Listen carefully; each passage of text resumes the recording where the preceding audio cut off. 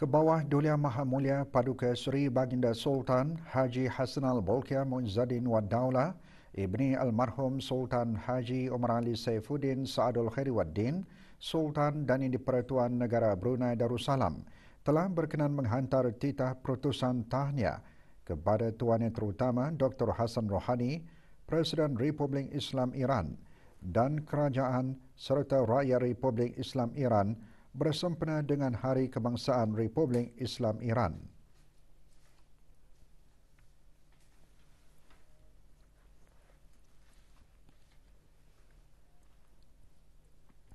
Pada menjunjung titah perkenan ke bawah Duli Yang Maha Mulia Paduka Seri Baginda Sultan Haji Hassanal Bolkiah Muizzaddin Wad Daulah Ibni Almarhum Sultan Haji Omar Ali Saifuddin Saadul Khairi Waddin Sultan dan Di-Pertuan Negara Brunei Darussalam dan merujuk kepada siaran akhbar Jabatan Perdana Menteri bertarikh 25 Januari 2021, Jabatan Perdana Menteri memaklumkan mengenai perkara-perkara berikut.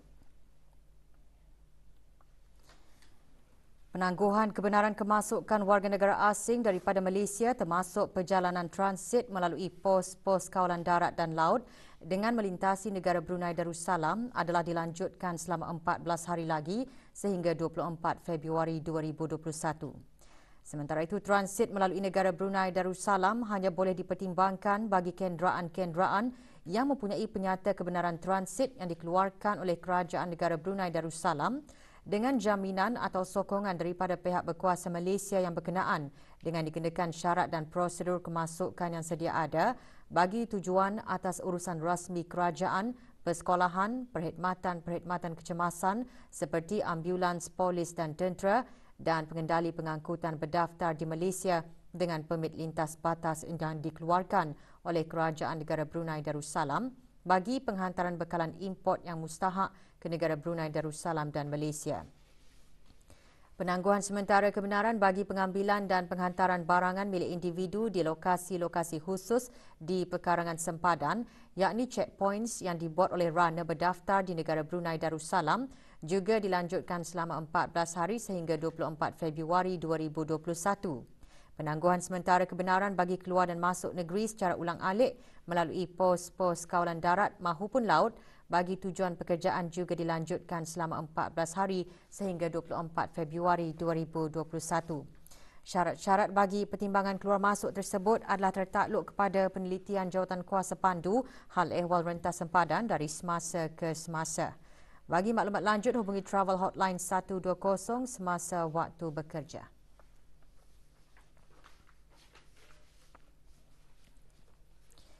Perkembangan terkini situasi jangkitan COVID-19 di negara Brunei Darussalam, satu kes baru disahkan hari ini menjadikan jumlah keseluruhan kes di negara ini meningkat kepada 184. Dalam siaran akhbar mengenai perkembangan situasi jangkitan COVID-19 di negara Brunei Darussalam, Kementerian Kesihatan memaklumkan kes 184 merupakan seorang lelaki berumur 29 tahun tiba ke negara ini dari Singapura pada 3 Februari 2021.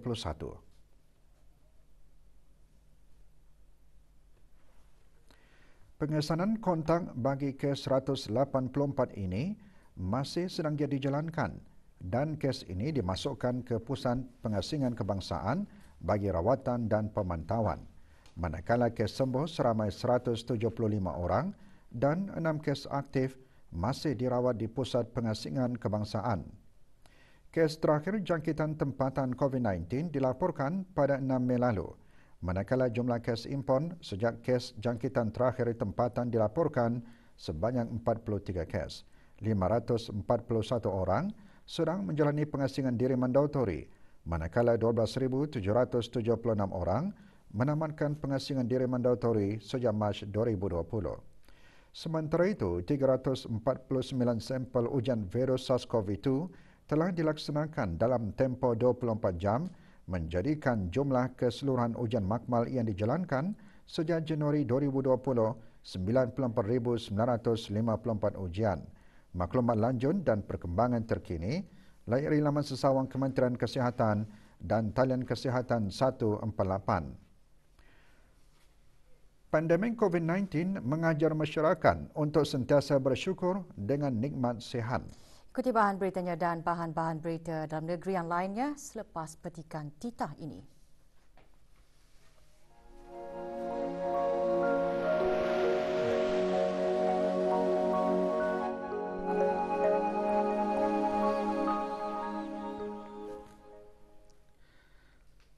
Empat anggota Angkatan Bersenjata Diraja Brunei ABDB akan berlepas ke Mindanao, Republik Filipina pada 16 Februari ini sebagai ahli independen Decommissioning Body Verification Monitoring and Assistance Team IDB VMAN ketiga. Sebelum pemergian mereka ke Mindanao, petang tadi diadakan Majlis Doa Selamat di Surau Ad-Difa, Bolkiah Garrison. Hadirin yang berhormat Pihin Datuk Lela Raja, Major Jeneral Bersara, Datuk Peruka Seri Haji Awang Halbi bin Haji Muhammad Yusof, Menteri Pertahanan kedua. Juga hadir Major Jeneral Udara, Datuk Seri Pahlawan Haji Hamzah bin Haji Sahan, Pemerintah ABDB dan Brigadier Jeneral Bersara, Datuk Seri Pahlawan Syahril Anwar bin Haji Mawiyah, Setiausaha Tetap Kementerian Pertahanan. Bacaan doa selamat dipimpin oleh Awang Zulfadli bin Haji Awang, Imam Surau Ad-Difa. IDB VMAN merupakan langkah kehadapan bagi proses keamanan di Mindanao, Republik Filipina untuk mengawasi proses perlucutan pasukan dan senjata. Menurut Lieutenant Colonel Muhammad Saleh bin Haji Ismail, selaku Ketua Kontingen akan memanfaatkan peluang menanai tugasan ini. Amat berharga dan amat penting. Di samping mendapatkan ilmu pengetahuan serta mendapat peluang untuk bertugas bersama dengan pegawai-pegawai tentera daripada Angkatan Sahabat. Selanjutnya untuk bertugas ini kita memerlukan persiapan. Persiapan yang telah dibuat pertama ialah memahami tugas dan tanggungjawab atau core business kami sebelum ambil alih jawatan. Kedua, mempelajari suasana komplek dan suasana tempat kami akan bertugas. Walau bagaimanapun, kami juga di sini telah membuat persiapan awal, iaitu berjumpa dengan pegawai-pegawai IDB yang telah ataupun pernah terlibat. Di samping melayari media sosial ataupun media semasa atau internet. Strategi-strategi keutamaan termasuk meningkatkan pemberian 2 bilion dos vaksin COVID-19, ujian, rawatan dan alat pelindung diri PPE dan menangani varian COVID-19 melalui penyelidikan dan perkembangan antara yang dikongsikan semasa mesyuarat kali keempat Access to COVID-19 Tools ACT Accelerator Facilitation Council yang diadakan secara dalam talian baru-baru ini. Juga dibincangkan cabaran untuk mencapai akses kepada vaksin secara adil dan saksama serta cadangan langkah-langkah untuk menangani cabaran tersebut. Ahli-ahli panel terdiri daripada syarikat-syarikat termasuk AstraZeneca, Johnson & Johnson, AXA serta Menteri Kesihatan Republik Indonesia.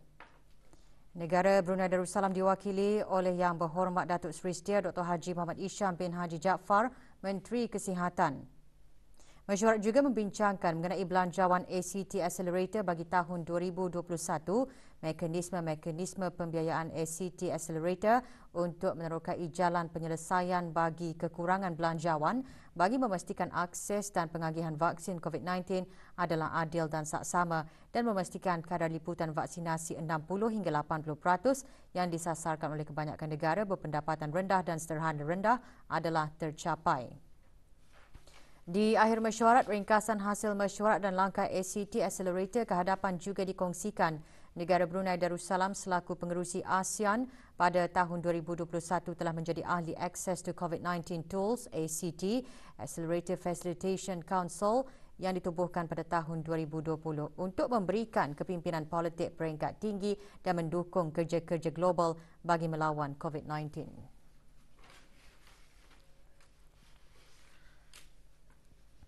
Pandemik COVID-19 mengajar masyarakat untuk sentiasa bersyukur dengan nikmat sihat.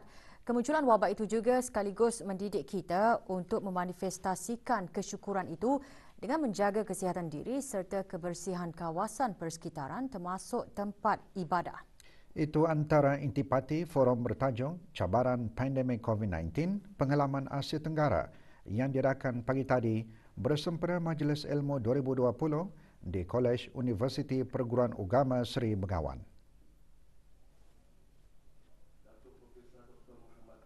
Hadirin yang berhormat Datuk Seri Setia Haji Awang Abdul Mokti bin Haji Muhammad Daun, Menteri di Jabatan Perdana Menteri.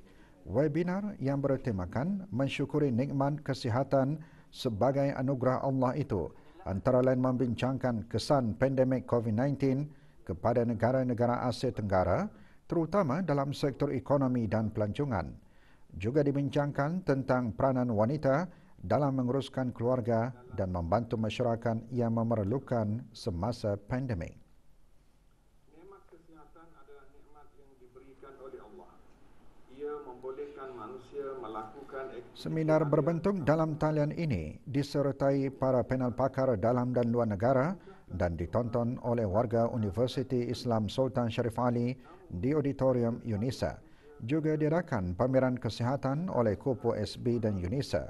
Forum dan pameran sempena Majlis Ilmu 2020 ini diungkapkan bersama Kementerian Kesihatan, Kementerian Hal Ehwal Agama, UNISA dan Kupu SB di bawah jawatan kuasa kerja acara sampingan bagi sambutan Majlis Ilmu 2020.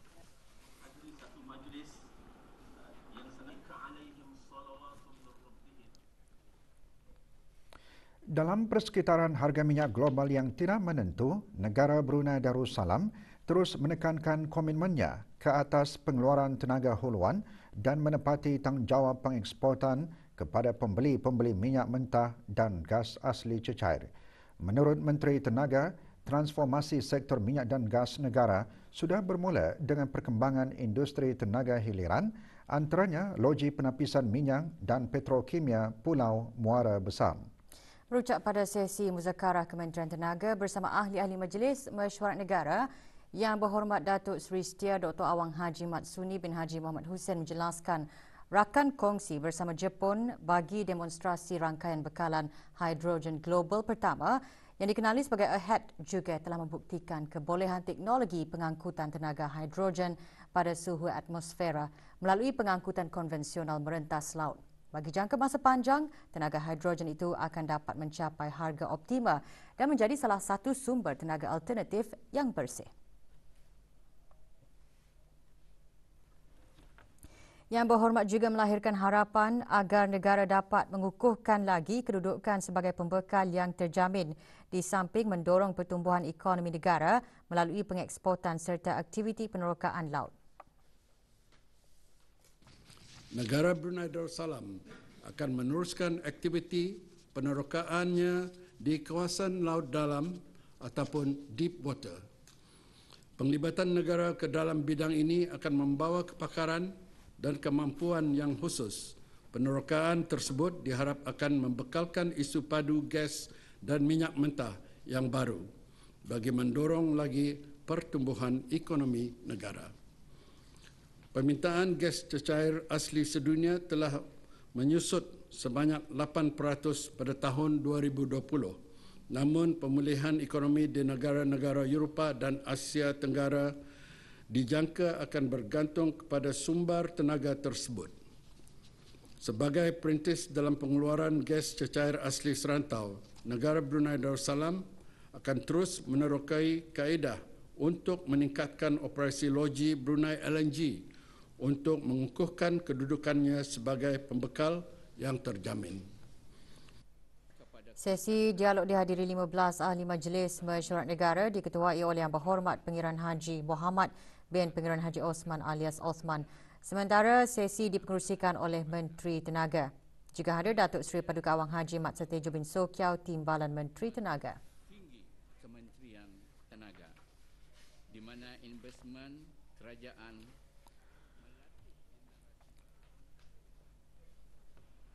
Sambutan ulang tahun Hari Kebangsaan Negara Brunei Darussalam ke-37 akan disertai oleh lebih 2,600 orang peserta acara pembarisan. Sementara latihan-latihan bagi acara persembahan padang melibatkan seramai lebih kurang 1,200 orang penuntut dan warga perkhidmatan awam telah giat diadakan di sekolah-sekolah dan kompleks-kompleks sukan termasuk Stadium Negara Hassanal Bolkiah, Berakas. Format sambutan ulang tahun Hari Kebangsaan pada tahun ini agak berbeza dari sambutan-sambutan yang lalu dengan mengambil kira situasi pandemik COVID-19 yang memerlukan negara untuk sentiasa berwaspada. Perkara tersebut dinyatakan oleh Setiausaha Tetam Kemasyarakatan dan Kebudayaan Kementerian Kebudayaan Belia dan Sukan dalam sidang media sempena sambutan berkenaan petang tadi.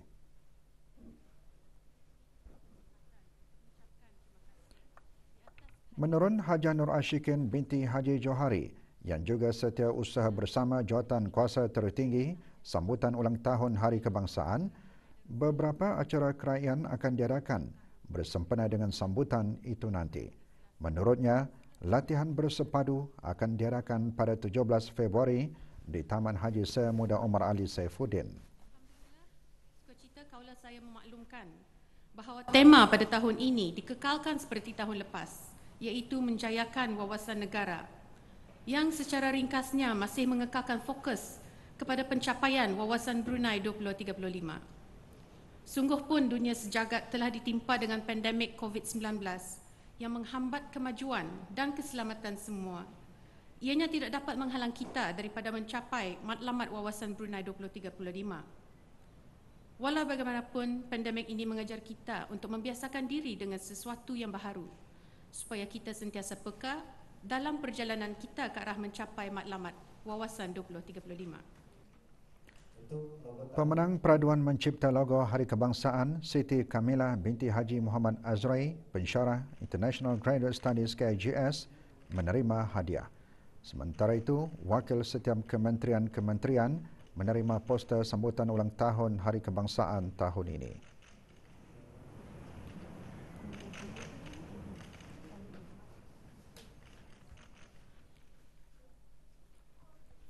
Kerjasama dalam kalangan badan-badan NGO dapat membantu golongan autisme untuk menjalani sebuah kehidupan yang lebih gembira dan ceria.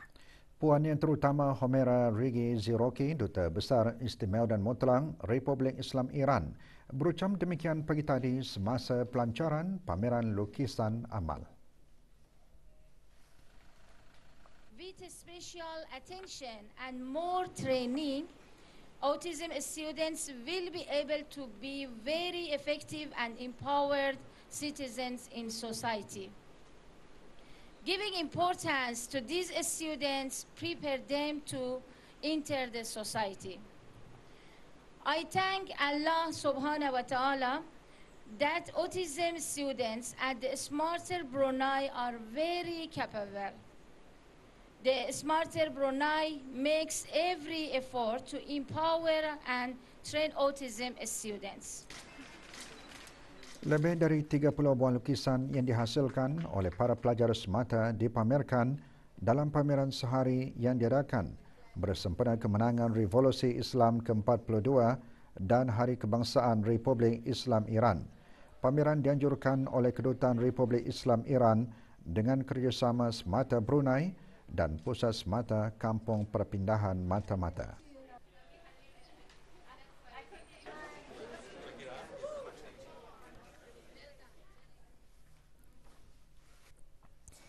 Taman Rekreasi Hutan Berakas petang tadi dihiasi dengan pelbagai jenis penanaman pokok yang diungkapkan dalam satu acara penanaman pokok kementerian-kementerian di bawah protokol hijau. Penanaman pokok-pokok berkenaan disertai oleh 40 orang pegawai dan kaki tangan Badan Sosial dan Kebajikan Jabatan Tanah. Antara yang menyertai aktiviti ini, Awang Haji Yunaidi bin Haji Yunus, pemangku Pesuruhjaya Tanah. Kegiatan penanaman pokok itu menyaksikan sebanyak 160 pohon pokok ditanam jenis kapur paya, keruing sindur, kapur boken, keruing layang, mang, meranti kawang tikus dan meranti kawang jantung. Aktiviti seumpamanya merupakan usaha berterusan jabatan tersebut dalam mempertingkatkan keindahan dan kehijauan kawasan Riyadh bagi kegunaan orang ramai.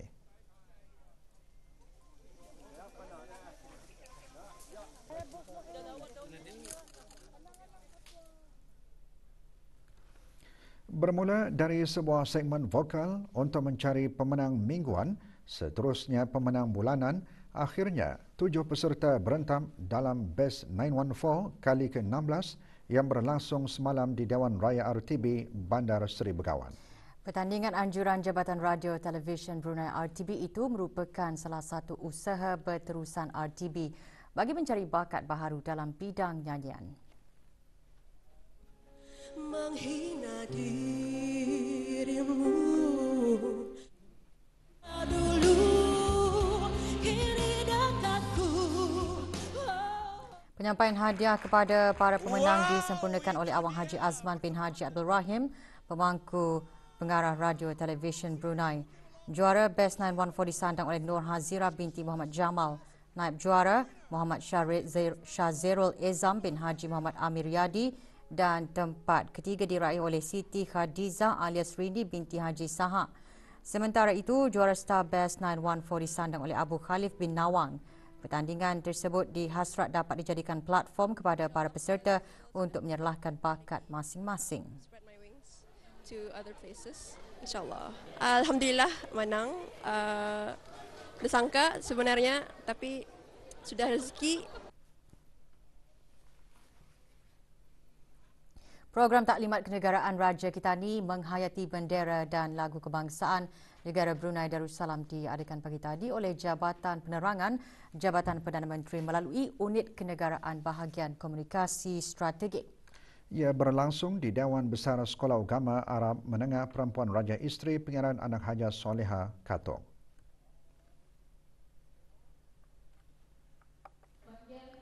Taklimat disampaikan oleh Daeng Haja Nur Hijrah binti Haji Idris, penolong pegawai penerangan Jabatan Penerangan kepada seramai 326 penonton tahun 7.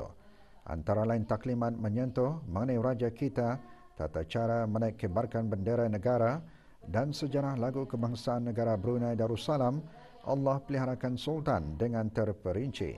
Semasa program, para penonton juga berpeluang menyaksikan klip video Kibarkanlah dengan megah bendera negara, semarang pengibaran bendera negara dan video animasi tata cara menaikkan bendera negara.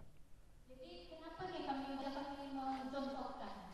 Memang ada terjadi berhati-hati ketika 57 orang pelajar Institut Tahfiz Al-Quran Sultan Haji Hassanal Bolkiah pagi tadi menerima anugerah siswa-siswi cemerlang Diploma Aliyah Qiraat tahun ini. Penyampaian anugerah berkenaan adalah sebagai memberi pengiktirafan kepada kecemerlangan akademik dan usaha gigih mereka. Majlis tersebut berlangsung di Mushola Institut Tahfiz Al-Quran Sultan Haji Hassanal Bolkiah.